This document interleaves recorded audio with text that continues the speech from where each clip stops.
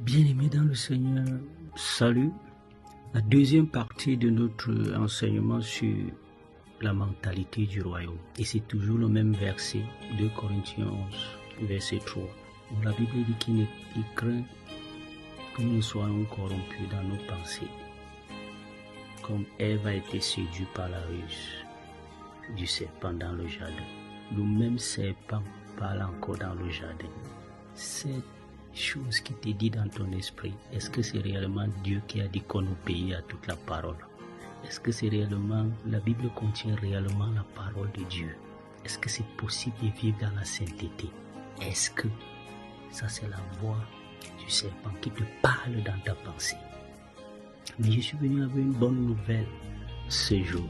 Rien ne change si ta mentalité ne change pas.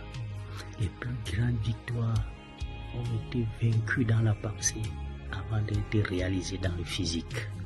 Lisons un verset, Genèse 15, verset 5.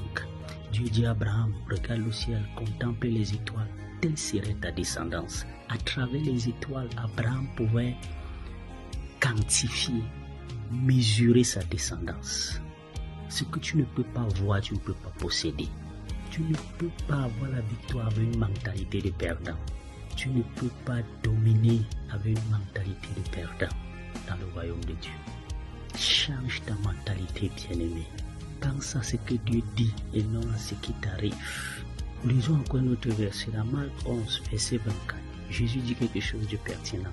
Il dit que quand vous priez, croyez que vous l'avez déjà reçu. Donc, la prière doit être en accord avec ta pensée. Tu ne peux pas penser à la pauvreté et devenir riche par hasard. Tu ne peux pas penser à la maladie et guérir par hasard. Commence à penser que tu es guéri. Commence à penser que tu es restauré. Commence à penser grand. Commence à penser à la réussite. Dans Jean chapitre 11, verset 11, Jésus dit que notre ami Lazare dort, il faut le réveiller. Jésus ne confesse pas la mort de Lazare, mais il confesse le sommeil parce qu'il est capable de le réveiller. Voilà la mentalité de quelqu'un qui veut vaincre. Sois béni.